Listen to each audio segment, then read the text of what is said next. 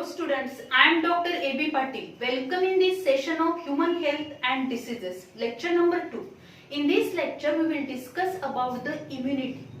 So already we know that immunity is the general ability of the body to recognize, neutralize and eliminate the foreign substances or the infecting agent or any disease. This is called as a immunity. Means it is a general ability. आपल्या बॉडीची general ability आहे to recognize, neutralize and eliminate the foreign substances or disease or infectious agent. This is nothing but the immunity. There are mainly two types of the immunity. The innate immunity and acquired immunity. In this lecture we will discuss about the innate immunity. Innate immunity is also known as a natural immunity. This immunity is also known as a natural immunity because innate immunity is present from our birth and it is present or it is inborn immunity. ही कशी आहे inborn immunity म्हणजे आपल्या जन्मापासूनच ही immunity ही प्रतिकारक क्षमता आपल्या बॉडीमध्ये present असणार आहे त्याला आपण इनेट इम्युनिटी म्हणतो which is a inborn immunity and it is a naturally present in our body from our birth as well as this immunity which is not a this immunity which is a non-specific one means this immunity is not a specific against the specific pathogen म्हणजे एखाद्या bacterial fungal infection जेव्हा होणार आहे तेव्हा त्या इन्फेक्शनच्या against specific पॅथोजनच्या against specific immunity असणार नाही त्यामुळे ही इम्युनिटी जी असणार आहे natural immunity or the innate immunity which is present from our birth or this is a inborn immunity which is non specific one ती कशी आहे नॉन स्पेसिफिक आहे and this immunity which protect the newborn baby from the different pathogens which are present in the environment means after the birth एखादं बाळ जन्माला आल्यानंतर जेव्हा environment मध्ये त्याच्या सभोवतालच्या ऍटमॉस्फिअर मध्ये जे काही नंबर ऑफ पॅथोजन्स आहेत त्या पॅथोजन पासून त्याचं प्रोटेक्शन करण्यासाठी त्याच्या बॉडीमध्ये जी काही इम्युनिटी ही त्याच्या जन्मतःच त्याच्या बॉडीमध्ये प्रेझेंट असणार आहे तिला म्हटलं तर इनेट immunity or the natural immunity and this immunity is a non-specific one and this immunities work with the help of some barriers present in our body and these are nothing but the barriers of the innate immunity त्यांना म्हटलं तर barriers of innate immunity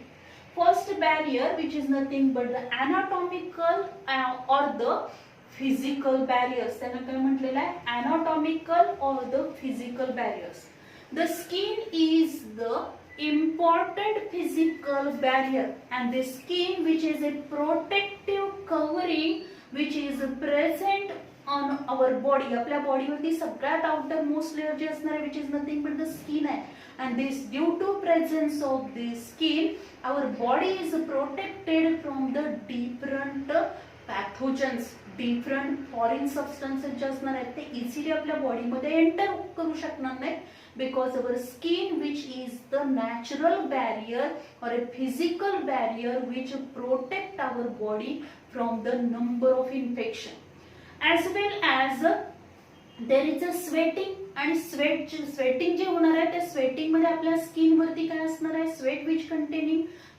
the highly concentrated salts are present so the microbes or the bacteria which are not easily enter in our body through the skin as well as also there is a presence of that is the sebaceous secretion आपल्याला माहिती आहे sweat gland and the sebaceous gland which play very important role and these are present in our skin and there is a sebaceous secretion and the long chain of fatty acids which also play very important role to protect our body from the bactericidal and fungicidal means protect against the bacteria and fungi because these sebaceous secretion and long chain of fatty acids which having the bactericidal and fungicidal properties या sebaceous secretion मध्ये आणि long chain of fatty acid have the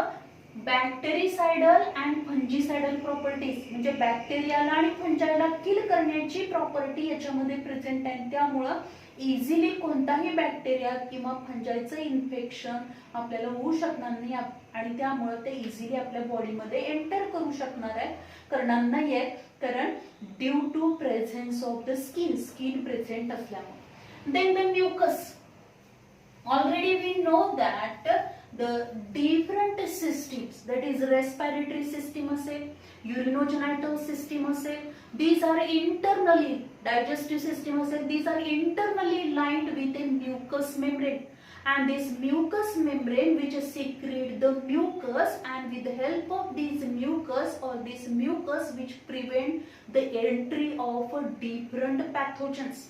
Means whenever the respiration process होणार आहे, whenever there is a inhalation of air, oxygen जेव्हा घेतला जातो त्या oxygen बरोबर एअर बरोबर जेव्हा आपलं रेस्पिरेशन सुरू असणार आहे त्यावेळी काय होईल, जो काय ऑक्सिजन आपल्या नेसल चेंबर मधून नोज वाटे जो काय आपल्या रेस्पिरेटरी ट्रॅक मध्ये एंटर होणार आहे ते त्याच्या बरोबर इझिली काही foreign substance, dust particle, bacteria, त्यानंतर फंगल स्पोर्स हे इझिली एंटर होऊ शकणार नाही. कारण का, तिथे म्युकस मेम्ब्रेन आहे, mucus membrane secrete the mucus, and due to which these dust particle, foreign bodies, then these bacteria, microbes which are attached to this mucus, and due to which this mucous membrane or mucus which prevent the entry of these harmful pathogen, या पॅथोजनची आतमध्ये entry होणार नाही. त्याचबरोबर जर आपण बघितलं, in nasal chamber, in the nostril there is also presence of hair present आहे. त्यामुळे सुद्धा जे डस्ट पार्टिकल आहेत, मायक्रोब्स आहेत, which are also not allowed the entry inside the nasal chamber और द रेस्पिरेटरी ट्रॅक मध्ये त्याची एंट्री होणार नाहीये. त्याचबरोबर आपण बघतो की इंटरनली लाइन्ड ह्या ज्या काही mucous membrane आहे, internal lining of this system which also having the cilia, जे काही इपिथेलियल सेल्स असणार आहेत त्याच्यामध्ये सिलियरी इपिथेलिया आपल्याला पाहायला मिळते. म्हणजे हे सिलिया जे प्रेझेंट असणार आहेत, due to movement of this cilia also the foreign substance, dust particles, microbes which are not easily enter inside our body, means they prevent this ciliary movement which prevent the entry of these foreign substances, means they trap these foreign substances or dust particles. Then the next आपण बघितलं याच्यामध्ये, त्याचबरोबर आपण युरिनोजेनायटल tract मध्ये बघू शकतो. त्याचबरोबर digestive tract मध्ये तिथं सुद्धा काय म्युकस मेम्ब्रेन आहे which also prevent the entry of these microbes.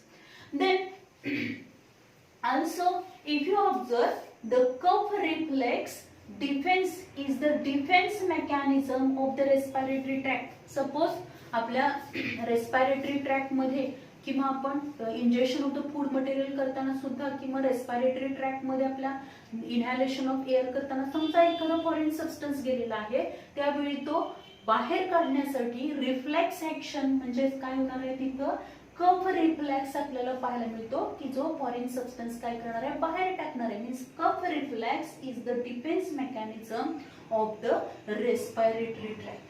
Then also mouth is constantly bath in saliva.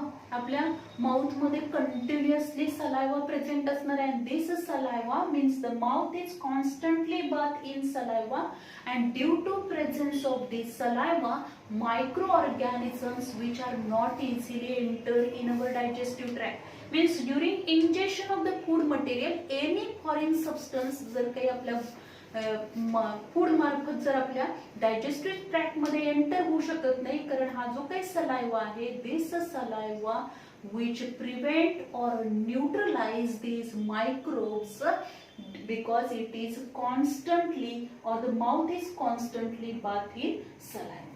Then so these are the different physical barriers. आता या physical barriers बरोबर आपण अजून एक बघू शकतो की जे काही नंबर ऑफ काय असणार आहे, सिलियरी मुवमेंट असेल, हेअर प्रेझेंट आहे, म्युकस मेम्ब्रेन आहे, या सगळ्याचा काय असणार आहे. त्याचबरोबर स्किन.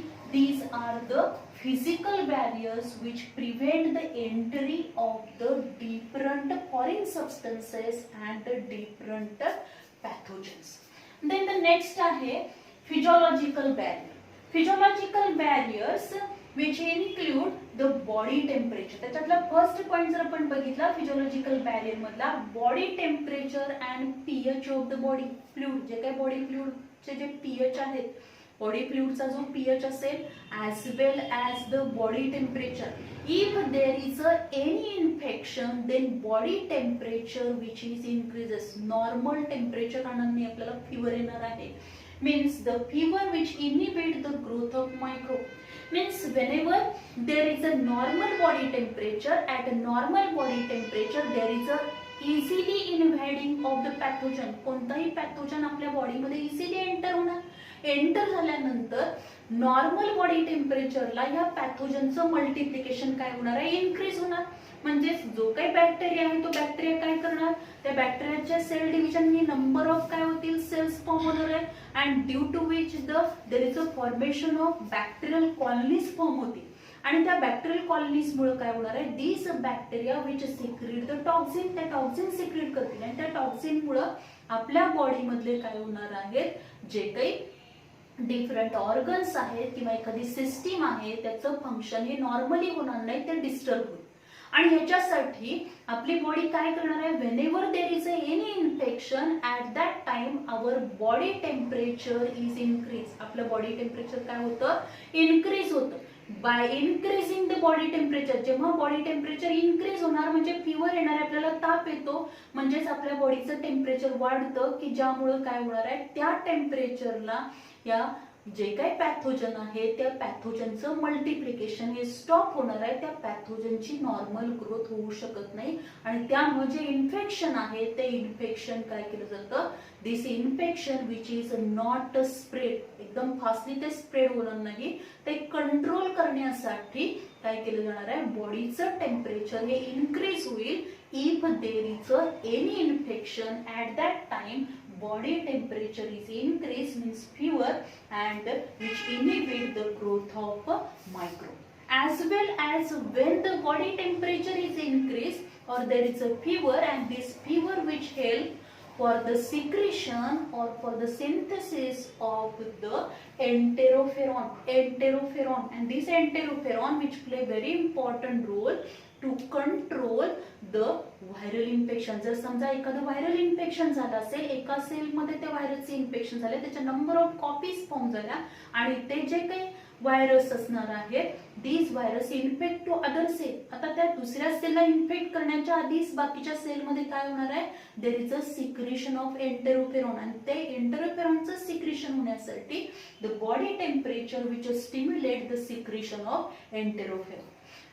देन द नेक्स्ट असेल द बॉडी सिक्रेशन. आता बॉडी सिक्रेशन मध्ये जर आपण बघितले तर acidity of the gastric juice, जे काही गॅस्ट्रिक ज्यूस आहे, this gastric juice which is acidic in nature and due to which whenever there is a ingestion of the food material, and this ingestion of the food material, जे काही food material आपण घेणार आहोत त्या food material जे आपल्या digestive tract मध्ये जाणार आहे, तिथं गॅस्ट्रिक ज्यूस जो असेल, this gastric juice which having the acidic pH, and so if there is any pathogen or microorganisms which are present in this food, then these microorganisms which are neutralized due to the acidity of this gastric juice. या gastric juice च्या acidity मुळे ते काय होणार आहे, ते pathogen पूर्णपणे neutralise होणार आहे. Then the next आहे the flushing action of the urine which also eliminate the bacteria from the urethra. जे काही flushing action of the urine eliminate, त्या युरिन बरोबर काय असणार, युरेथ्रा मध्ये जे काही पॅथोजन आहेत, बॅक्टेरिया आहेत, ते काय होतील, बाहेर पडणार, इलिमिनेट होतील. Then the spermine and zinc present in the semen. Semen मध्ये जे काही मीन्स द सिमेंट मध्ये जे स्पर्माइन अँड झिंक प्रेझेंट असेल, due to present of this spermine and zinc, these present in the semen, these due to which the semen which having the antibacterial in action, म्हणजे त्याच्यामध्ये काय असणार आहे, त्यामुळे semen हे कसं असणार आहे, त्याच्यामध्ये अँटीबॅक्टेरियल प्रॉपर्टी डेव्हलप होणार आहे due to presence of this zinc and spermine. Spermine and zinc त्याच्यामध्ये प्रेझेंट आहे. त्यामुळं सिमेन हे कसं आहे, अँटीबॅक्टेरियल आहे. त्यामुळे कुठलाही बॅक्टेरिया जर तो प्रेझेंट असेल तर तो काय केला जाणार आहे, न्यूट्रलाइज केला जाईल, इलिमिनेशन केलं जाईल, डिस्ट्रॉय केलं जाणार आहे. Then the vaginal secretion. If you observe in the female, the vaginal secretion जे असणार आहे, this vaginal secretion which is acidic one.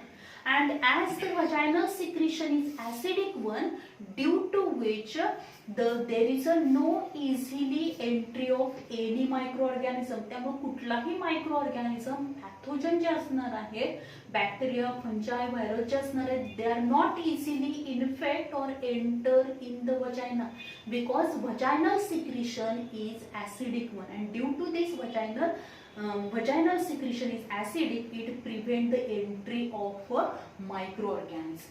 Then also we observed that if any fine particle or dust particle is enter in our eyes, at that time there is a secretion of the tears. Lacrimal gland जे असणार आहे त्याच्यामुळे काय होईल, tier formation होणार आहे. आणि त्या टीयर्स मध्ये काय प्रेझेंट असेल, लायसोझाइम प्रेझेंट असणार.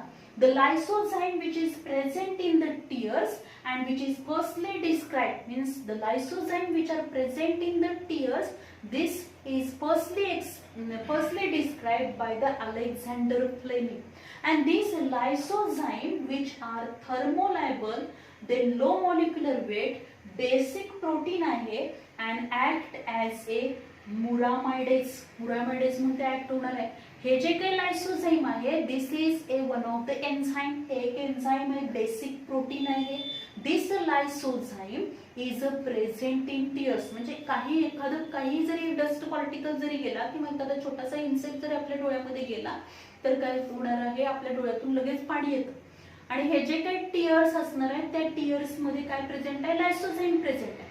आणि या लायसोझाइम एन्झाइममुळे, या बेसिक प्रोटीनमुळे काय होणार आहे, जे बॅक्टेरिया आपल्या डोळ्यामध्ये गेलेला आहे त्याची सेल वॉल जी असणार आहे, ती सेल वॉल न्यूट्रलाइज करण्याचं, डायजेस्ट करण्याचं काम हे कोण करणार आहे, लायसोझाइम करतात. And due to presence of this lysozyme in the tears, our eyes are protected from the different microorganisms, especially gram positive bacteria पासून आपल्या आईचं काय होणार आहे, प्रोटेक्शन होणार. So the in tears lysozyme enzyme which is present. So in this way there are number of physiological barriers. Due to presence of these physiological barriers, our body is protected from the different pathogen. वेगवेगळ्या pathogen पासून आपल्या बॉडीचं protection होणार आहे. त्याचबरोबर जे काही body मधले सिक्रिशन्स आहेत त्याचा सुद्धा पीएच आहे, तो पीएच मेंटेन केला जातो. त्या पीएच मुळे सुद्धा काय होणार आहे, जे काही मायक्रो ऑर्गॅनिझम, सपोज हे जे काही फिजिकल बॅरियर्स आहेत त्या फिजिकल बॅरियर्स मधून सुद्धा एखादा पॅथोजन आतमध्ये एंटर झाला तर या फिजिओलॉजिकल बॅरियरनी काय होणार आहे, त्याला पूर्णपणे न्यूट्रलाइज केलं जातं, डिस्ट्रॉय केलं जाणार आहे and prevent it's entry. Because if this pathogen is enter in our body, it disturb our system, organ function, or it is responsible to produce the disease produce करू शकतो. Then the next barrier, the antimicrobial substance in blood and tissue. Blood and tissue मध्ये form होणारे antimicrobial substance. If you observe especially that is the complement system. The complement system contains more than 30 serum protein. Complement system जे आहे त्या complement system मध्ये more than 30 serum proteins are present, and these 30 serum proteins circulating in the blood in an activate state. Inactivate state मध्ये ते काय होणार आहे, blood मधून सर्क्युलेट होणार आहे and microbial pathogen activate this complement cascade to eliminate the pathogen. हे जे काही मायक्रो ऑर्गॅनिझम त्याच्याबरोबर प्रेझेंट असणार आहे. आणि आपल्या ब्लड मध्ये 30 पेक्षा सुद्धा अधिक काय सिरम प्रोटीन प्रेझेंट आहेत. आणि या सिरम प्रोटीन पासून, या प्लाझ्मा प्रोटीन पासून काय फॉर्म झालेले आहे, there is a formation of complement system form झाले. and with the help of this complement system की जे काही प्लाझ्मा प्रोटीन इनएक्टिव्हेट असतील, but due to presence of these microbial pathogen they become activate and they eliminate these microbial pathogen. त्या microbial pathogenला ते काय करणार आहेत, इलिमिनेट करतील. आता इलिमिनेट करताना कशा पद्धतीने करणार आहेत ते, this complement system work in such a way that these serum protein or the plasma protein which form a pore in the plasma membrane of the bacteria. जे काही बॅक्टेरिया आहेत, जे काही पॅथोजन आहेत, मायक्रो ऑर्गॅनिझम आहेत, त्याच्या या plasma membrane मध्ये काय फॉर्म करतील, पोर्स फॉर्म करणार. आणि त्या पोर मधून वॉटर काय होणार आहे, आतमध्ये जाणार आहे. Water enter through these pores and then these cells, microbial ऑर्गॅनिझमची सेल काय होणार, स्वेलिंग होईल and then there is a busting of the cell which can be takes place. In this way there is a elimination of the micro organism. Micro ऑर्गॅनिझमचं elimination केलं जाईल. म्हणजे ही जी काही complement system आहे ती कशापासून फॉर्म झाली आहे, 30 सीरम प्रोटीन और प्लाझ्मा प्रोटीन पासून फॉर्म झाले. हे 30 सीरम प्रोटीन और प्लाझ्मा प्रोटीन काय करणार आहेत, हे प्लाझ्मा प्रोटीन जे काही मायक्रो ऑर्गॅनिझम आहे त्या मायक्रो ऑर्गॅनिझमच्या प्लाझ्मा मेम्ब्रेन मध्ये पोर्स फॉर्म करतील. असे छोटे छोटे छिद्र तयार करणार आहेत, त्याच्यामध्ये पोर तयार करतील की ज्याच्यामधून वॉटर आतमध्ये जाणार. वॉटर आतमध्ये गेलं की आतमधलं हायड्रोस्टॅटिक प्रेशर वाढणार आहे आणि त्यामुळे ती सेल काय होते, बस्ट होणार. बस्ट झाले की तो मायक्रोब काय होणार आहे, डिस्ट्रॉय होणार. In this way they eliminate this microbial pathogen as well as these complement system मधले जे काही सीरम प्रोटीन आहे, these serum protein which form a attractive pigment secrete करणार आहेत. हे जे काही पॅथोजन आहेत, मायक्रोबियल पॅथोजन जे असणार आहेत त्याचं अग्लुटिनेशन होणार, एकत्र येणार आणि त्याच्या भोवती अट्रॅक्टिव्ह पिगमेंट फॉर्म करतील. अँड दिस अट्रॅक्टिव्ह पिगमेंट, हा जो काय अट्रॅक्टिव्ह पिगमेंट असणार आहे त्यामुळं फॅगोसायटिक सेल जे असणार आहे, म्हणजे phagocytic cell means काय असणार आहे, the cells which having the ability to engulf the pathogen or foreign substance engulf करण्याची कॅपॅसिटी त्याच्यामध्ये आहे. आशय फॅगोसायटिक किंवा मॅक्रोफेजेस जे असणार आहेत त्याच्याकडे अट्रॅक्ट होतील. अट्रॅक्ट झाल्यानंतर ते काय करणार आहेत, त्याला इंगल्फ करून टाकतील. इंगल्फ करणार म्हणजेच गिळंकृत करणार आहेत आणि टोटली काय करतील, डिस्ट्रॉय करतील. In this way, this complement system which play very important role for the elimination of different microbial pathogen. Then the next is enteroferon. Enteroferon, which is a glycoprotein. Enteroferon, which is a glycoprotein, and this glycoprotein which is secreted or produced during the viral infection. Viral infection जेव्हा असणार आहे त्याच वेळी हे glycoprotein form होईल, interferon हे glycoprotein form होईल. And this interferon which protect our body from the viral infection. तर सपोज या एका सेल मध्ये काय झालेलं असणार आहे, there is a infection of the virus. व्हायरसचं इन्फेक्शन झालं आणि हा व्हायरस मधला जो काही डीएनए तो आतमध्ये एंटर झाला. त्या आतमध्ये एंटर झाल्यानंतर त्यांनी काय केलेलं आहे, number of copies of their nucleic acid, त्याच्या न्यूक्लिक ऍसिडच्या नंबर ऑफ कॉपीज तयार केल्या with by using the cellular machinery of the host cell. ज्या आपल्या बॉडीमध्ये व्हायरसची एंट्री झाली, there is a invading of the virus, infection of virus. व्हायरसचं इन्फेक्शन झालं. हा व्हायरस जेव्हा आपल्या बॉडीमध्ये एंटर होईल, एंटर झाल्यानंतर ज्या सेलला तो इन्फेक्ट करणार आहे त्या सेलला इन्फेक्ट केल्यानंतर त्याच्यामधलं जे काही न्यूक्लिक ऍसिड आहे ते आतमध्ये एंटर होईल, सेल मेम्ब्रेनच्या आतमध्ये एंटर होईल. आपल्या बॉडीमधल्या सेलची मशिनरी वापरून ते काय करणार आहे, त्याच्या न्यूक्लिक ऍसिडच्या मल्टिपल कॉपीज फॉर्म करेल, प्रोटीनच्या मल्टिपल कॉपीज फॉर्म करणार आहे. In this way the number of viruses which are formed, व्हायरसच्या मल्टिपल कॉपीज फॉर्म झाल्या. अँड देन दिस सेल, आता ही सेल काय होणार, बस्ट होणार आणि हे सगळे व्हायरस याच्यामधून काय होणार आहे, बाहेर पडतील. बस्ट झाल्यानंतर, बाहेर पडल्यानंतर हा प्रत्येक व्हायरस काय करणार आहे, त्याच्या सभोवताली ज्या काही सगळ्या सेल्स असणार आहेत त्या सेल्सला काय करेल, इन्फेक्शन करणार आहे. पण जेव्हा सुरुवातीला इन्फेक्शन होणार आहे या सेलला इन्फेक्शन झाल्यानंतर याच्यामध्ये जेव्हा मल्टिप्लिकेशन होत असतं व्हायरसचं त्याच वेळी आपल्या बॉडीने रेकॉग्नाइज केलं असतं की देअर इज ए इन्फेक्शन झालं, व्हायरल इन्फेक्शन झालेलं आहे, व्हायरसचं मल्टिप्लिकेशन या सेलमध्ये सुरू आहे. Meanwhile the surrounding cell, या सगळ्या ज्या सराउंडिंग सेल्स आहेत, in that surrounding cell there is a secretion of glycoprotein which is nothing but the एंटेरोफेरॉन.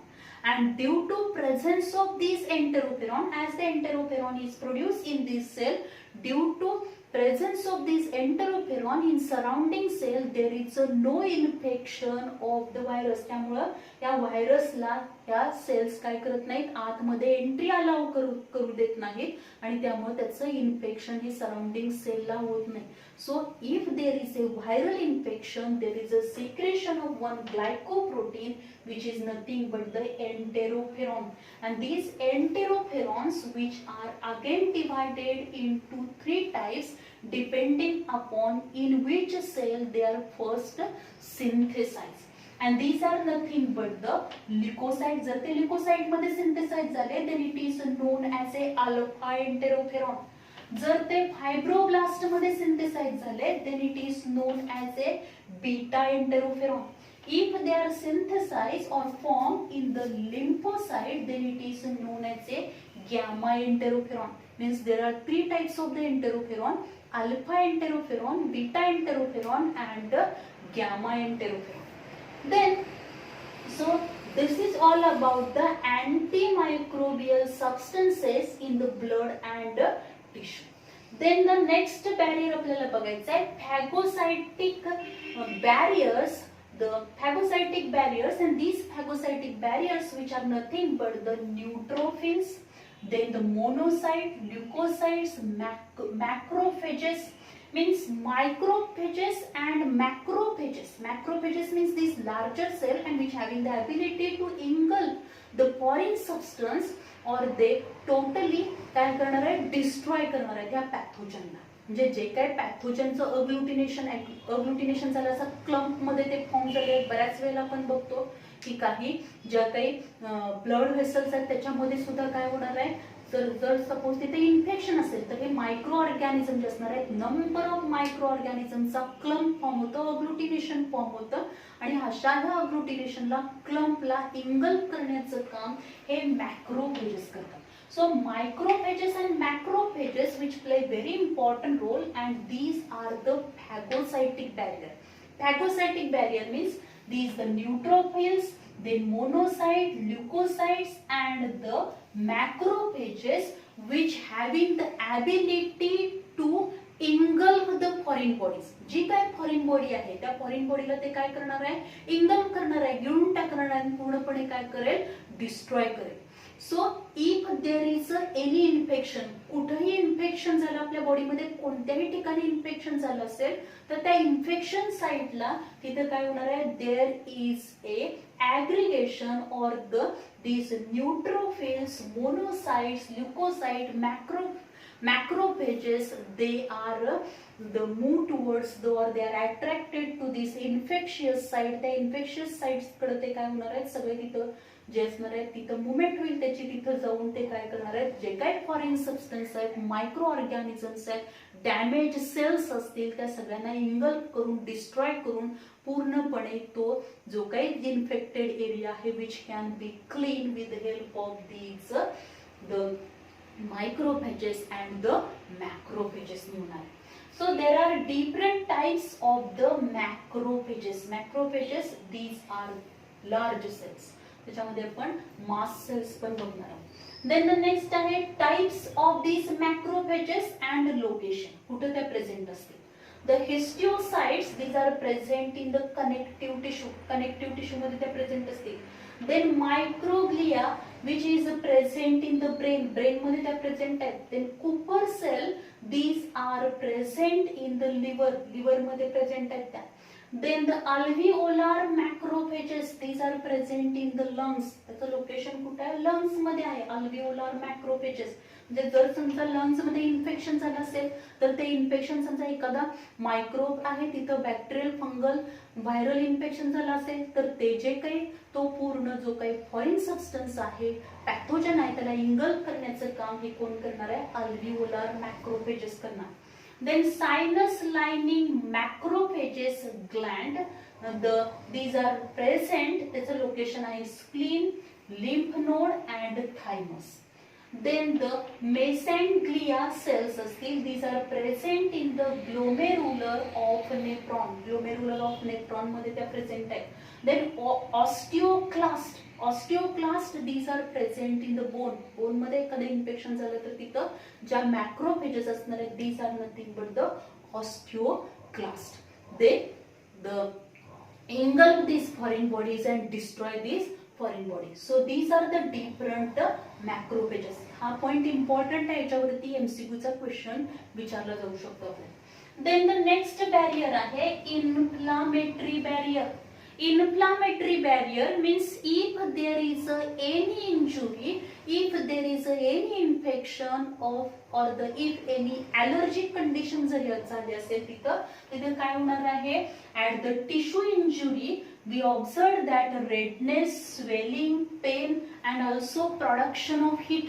तिथं काय होईल, तो जो काही एरिया ज्या ठिकाणी इन्फेक्शन झालेले आहे, इंजुरी झालेली आहे किंवा एखादी ॲलर्जी असेल, आपल्याला एखाद्याची ॲलर्जी झाली असेल तर आपल्याला काय होणार आहे, आपल्या बॉडीवरती स्किनवरती आपल्याला काय पाहायला मिळतो, रेडनेस पाहायला मिळेल, स्वेलिंग दिसणार आहे तिथं. त्याचबरोबर पेन असेल त्या रिजन मध्ये पेन आपल्याला जाणवणार आहे, म्हणजे वेदना होणार. त्याचबरोबर काय होईल, तो रेडनेस, तो भाग जो असेल पूर्ण तिथं रेडनेस दिसणार आहे आपल्याला, स्वेलिंग असेल ॲज वेल ॲज तो जो काही जिथे इन्फेक्शन झालंय त्याचं ते थोडंसं आपल्याला गरम लागणार आहे, म्हणजे काय होईल, there is a production of heat production. And this is due to, आता हे कशामुळे होणार आहे, लोकलाइज मॅनिफेस्टेशन. कारण तिथं काय झालेलं आहे, लोकलाइज मॅनिफेस्टेशन झालेलं आहे. And there is A production of histamine and prostaglandin by the mast cells. Mast cells produce histamine and prostaglandin. Histamine and prostaglandin mast cells ni produce केले आणि त्या mast cell ni जे histamine and prostaglandin produce केले, due to which at the tissue injury, जिथं tissue injury झालेली आहे तिथं आपल्याला काय पाहायला मिळेल, रेडनेस, स्वेलिंग, पेन, काही वेळा एक्झिमा आपल्याला पाहायला मिळतो, as well as production of the heat. म्हणजे एखादं इन्फेक्शन झाल्यानंतर अशा पद्धतीचे आपल्याला तिथं काय दिसणार आहेत, जे काही लोकलाइज्ड मॅनिफेस्टेशन आपल्याला पाहायला मिळेल due to the production of histamine and prostaglandin. And these are the inflammatory barriers. हे काय आहेत, इन्फ्लामेटरी बॅरियर्स आहेत. And these inflammatory barriers which are produced by the some, that is the compound like histamines and the prostaglandins by the mast cell. Then the acute phase protein, APPs, acute phase proteins. These acute phase proteins, which is nothing but the concentration, when the concentration of certain plasma protein increase, then this condition is known as acute phase proteins. Acute phase proteins कधी म्हणायचं, तर concentration of certain plasma proteins, जे एखादे infection झाले अशा कंडिशनच्या वेळी काय होणार आहे, the certain concentration of certain plasma protein which is increased, and then this condition is known as acute plasma proteins. किंवा ज्या प्लाझ्मा प्रोटीनचं कॉन्सन्ट्रेशन इन्क्रीज झालेलं आहे त्यांना काय म्हटलं जातं, acute phase proteins म्हटलं जातं. and these acute phase proteins कोणते आहेत, the C-reactive protein, that is CRP, C-reactive protein. First protein आहे C-reactive protein, that is CRP.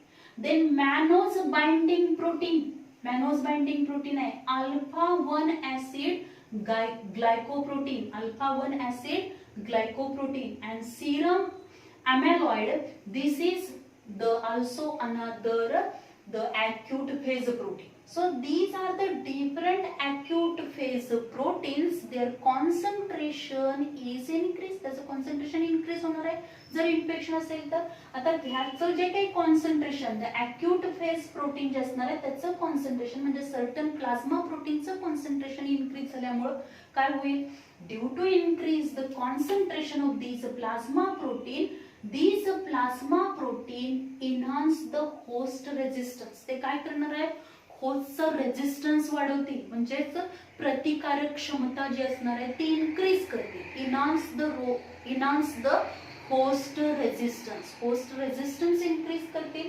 Prevent the tissue injury, टिश्यूला इंजुरी होऊ देणार नाही, इंजुरी पासून त्या टिश्यूचं प्रोटेक्शन करतील, prevent the tissue injury as well as repair of the inflammatory lesions. जर समजा इन्फ्लामेशन झाले, इन्फ्लामेटरी लिजन्स जे फॉर्म झालेले आहेत, this inflammatory lesions which are repaired with the help of this plasma protein. या प्लाझ्मा प्रोटीनचं concentration वाढल्यामुळं एकतर होस्ट मध्ये रेझिस्टन्स इन्हान्स होणार आहे, रेझिस्टन्स इन्क्रीज होईल, as well as prevent the tissue injury prevent केली जाईल, आणि जे काही इन्फ्लामेटरी लिजन्स फॉर्म झालेले आहेत their repair which is also carried out with the help of these plasma proteins. So this is all about the acute phase proteins, or these all are the different barriers, and these due to presence of these barriers the innate immunity which can be work. innate immunity काय करणार आहे, work करू शकणार आहे. innate immunity it is a natural immunity, non specific immunity आहे ही, आणि ते काय करणार आहे, नॅचरलीच आपल्या बर्थ पासून, अगदी जन्मापासूनच आपल्यामध्ये प्रेझेंट असेल, की ज्यामुळे वेगवेगळ्या पॅथोजन पासून, वेगवेगळ्या इन्फेक्शन पासून आपलं प्रोटेक्शन होतं.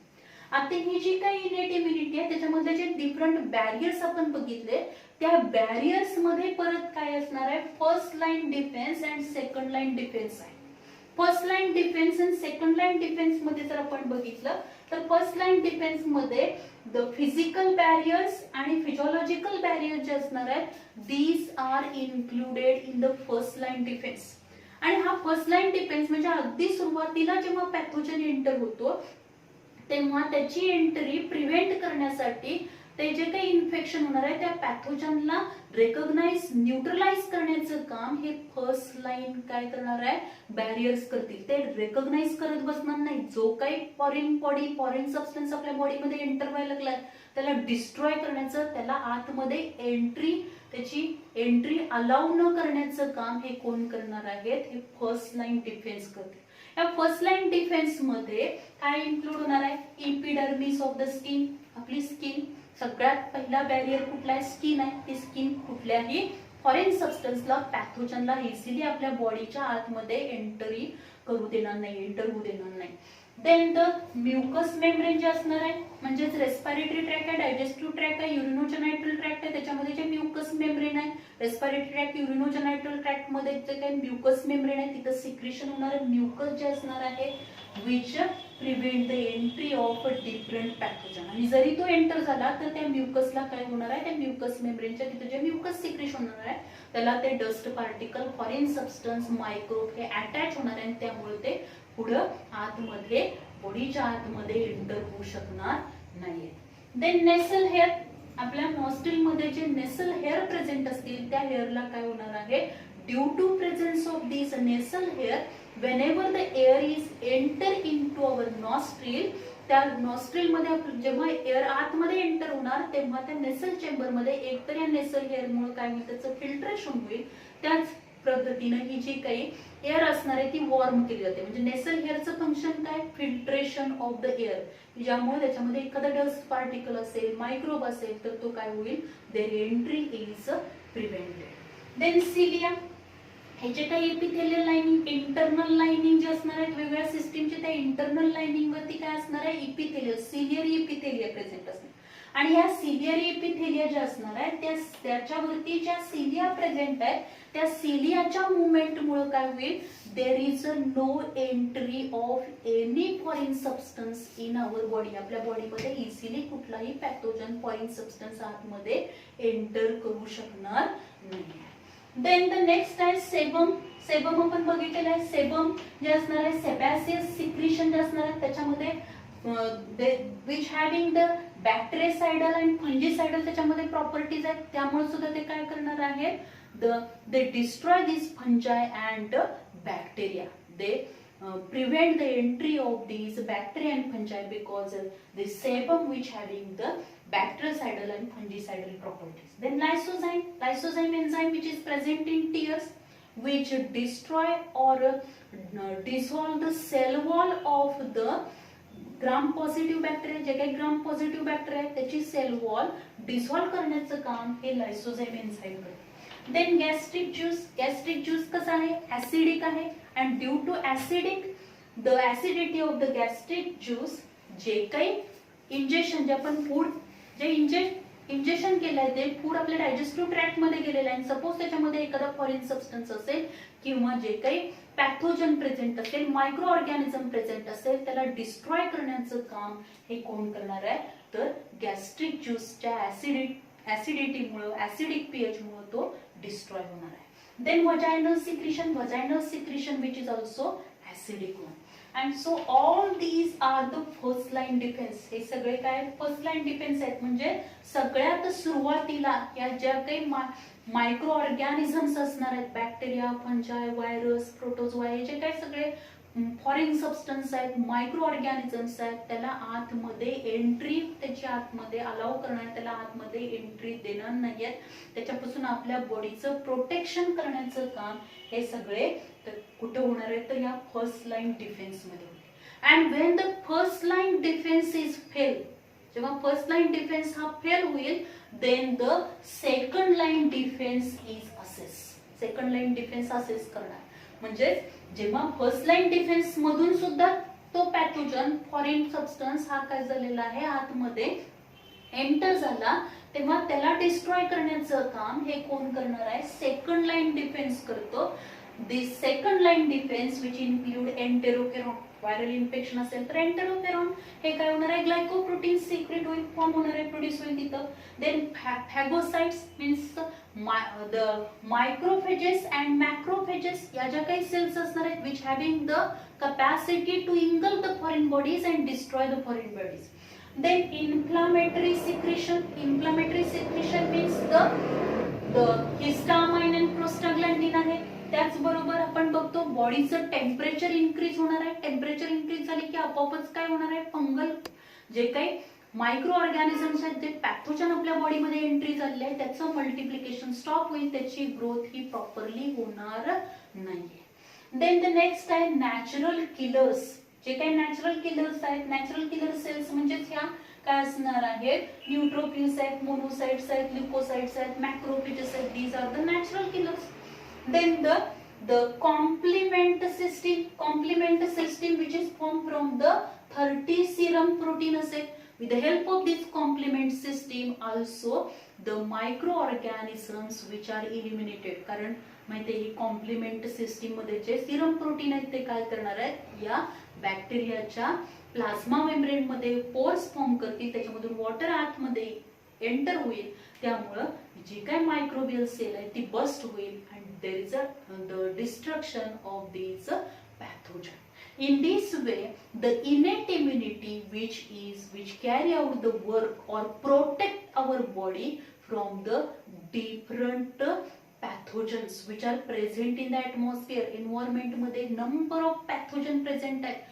Every day, every moment we come in contact with the number of pathogen. वेगवेगळ्या पॅथोजनच्या कॉन्टॅक्ट मध्ये आपण येतोय, आणि ह्या पॅथोजनच्या कॉन्टॅक्ट मध्ये जेव्हा आपण येतो तेव्हा या पॅथोजन पासून आपलं जे प्रोटेक्शन होणार आहे ते प्रोटेक्शन करण्यासाठी नॅचरली आपल्या बॉडीमध्ये जी इम्युनिटी प्रेझेंट असते तिला काय म्हटलं जातं, इनेट इम्युनिटी और नॅचरल इम्युनिटी म्हटलं जातं. जर आपली इम्युनिटी चांगली असेल तर काय, there is a no any infection, म्हणजे कुठल्याही प्रकारचं इझिली आपल्याला कुठलंही इन्फेक्शन पटकन होणार नाही. कारण का, तिथं पण ह्या इम्युनिटी मध्ये परत दोन आपण बघितले, फर्स्ट लाईन डिफेन्स पण आहे आणि सेकंड लाईन डिफेन्स पण आहे. हा सुद्धा चार्ट इम्पॉर्टंट आहे, याच्यामध्ये पण आपल्याला क्वेश्चन विचारला जाऊ शकतो, which one of the following is included in the second line defence, which one of the following is included in first line defence, अशा पद्धतीचा पण क्वेश्चन आपल्याला विचारला जाऊ शकेल. त्याचबरोबर हे जे काही बॅरियर्स आहेत आणि त्या बॅरियर्स मध्ये जे इन्क्लूड केलेले सगळे जे असणार आहेत, एंटेरोफेरॉन असेल, त्याचबरोबर कफ रिफ्लेक्स आहे, सेबॅसियस सिक्रेशन आहे, mucus, skin, vaginal secretion, all these points which are very important. ह्या इनेट इम्युनिटी मध्ये इन्क्लूड केलेले हे सगळे जे बॅरियर्स आहेत आणि त्याच्या बॅरियर्सशी रिलेटेड जे सगळे पॉइंट्स आहेत, these all are important for your CET and NEET exam. So this is all about the innate immunity. In next lecture we will discuss about the acquired immunity.